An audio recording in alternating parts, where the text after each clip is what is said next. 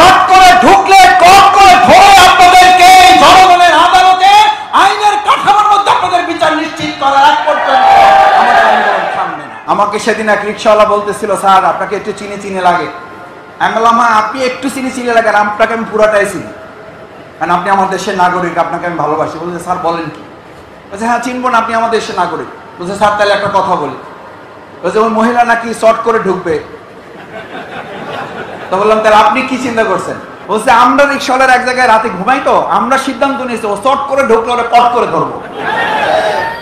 সুতরাং যারা শেখ হাসিনা এবং তার দলের দোসররা এখনো বিভিন্ন জায়গায় ঘাপটি মেরে থেকে এই সমস্ত ভিডিও বার্তা এবং গোপন ফোনালা পাস করে, এটা তাদের ষড়যন্ত্র।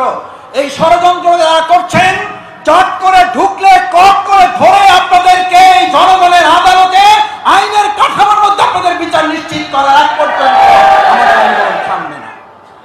অত সহজ মনে করার কোনো কারণ নেই। গোটা রাষ্ট্রীয় কাঠামো বলা যায়, আশেপাশে সমস্ত বলয় আমাদের উপরে চাপিয়ে দিয়ে আপনারা 15.5 বছর নির্যাতন করে শেষ পর্যন্ত 15.5 সেকেন্ড হাতে পান নাই যারা, তারা আর দুঃস্বপ্ন দেখে সময় নষ্ট করে জাতির উপরে নতুন করে ঘাট চাপাবেন না। তারা আয়নাঘর তৈরি করে আমাদেরকে মোকাবেলা করতে চেয়েছিল, ফাঁসির মঞ্চ তৈরি করে আমাদেরকে মোকাবেলা করতে চেয়েছিল।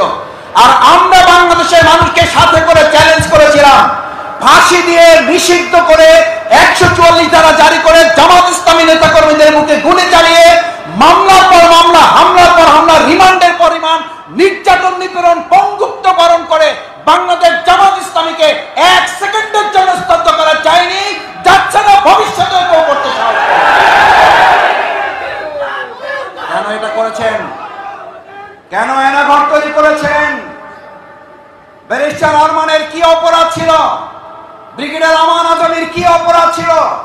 আমাদের আজকেও জানতে হবে, আমাদের ওয়ালিউল্লাহ মুকাদ্দাসরা কোথায়, তাদের ঠিকানা আপনাদের দিতে হবে। বাংলাদেশ ইসলামী ছাত্র শিবির, জামাত ইসলামের অসংখ্য নেতা কর্মীদেরকে আপনারা গুম করেছেন।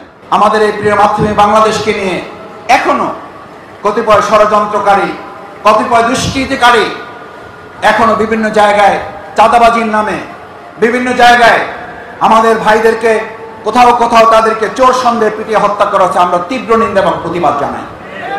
কোন অনৈতিক হত্যা, কোন হত্যাকে আমরা সমর্থন করি না। যারা আজকে আমাদের বিশ্ববিদ্যালয়ের ছাত্রদের নির্যাতন করছেন কোন ক্ষেত্রে, আমরা পত্রিকার মাধ্যমে, আমরা বিভিন্ন গোয়েন্দা তথ্যের মাধ্যমে জানার সুযোগ পাচ্ছি, ছাত্রলীগের কতিপয় লোকেরা বিভিন্নভাবে বিভিন্ন অনুষঙ্গ প্রবেশ করে এই সমস্ত অপকর্মের সাথে তারা জড়ানোর চেষ্টা করে আমাদের ভাবমর্যাদা নষ্ট করার চেষ্টা করছেন। অন্তর্বর্তীকালীন এই সরকারের কার্যক্রমকে প্রশ্নবিদ্ধ করার চেষ্টা করছেন। 15.5 বছর আপনাদের মোকাবেলা করা হয়েছে। আগামী দিনের গোটা বাংলাদেশের প্রত্যেকটি মুহূর্ত বাংলাদেশ জামাত ইসলামী ছাত্র শিবির জনগণকে সাথে মোকাবেলা হবে ইনশাআল্লাহ। এই মোকাবেলার জন্য আপনাদের প্রস্তুত থাকার উদাত্ত আহ্বান জানিয়ে, বিগত দিনে আপনারা 32 নম্বর যেভাবে মোকাবেলা করেছেন, বিগত দিনে হাতুড়ি লীগ, হেলমেট বাহিনীকে যেভাবে মোকাবেলা করেছেন, সন্ত্রাসীদের গডফাদার স্বরাষ্ট্রমন্ত্রীর নির্দেশনাকে যেভাবে মোকাবেলা করেছেন, ঠিক একই চেতনা নিয়ে বাংলাদেশের আগামী দিনে স্বর্ণোজ্জ্বল ভবিষ্যৎ করার, বাংলাদেশ জামাত ইসলামীর সিদ্ধান্তকে বাস্তবায়ন করার পাহারাদারির দায়িত্ব আমরা এখান থেকে গ্রহণ করে গেলাম।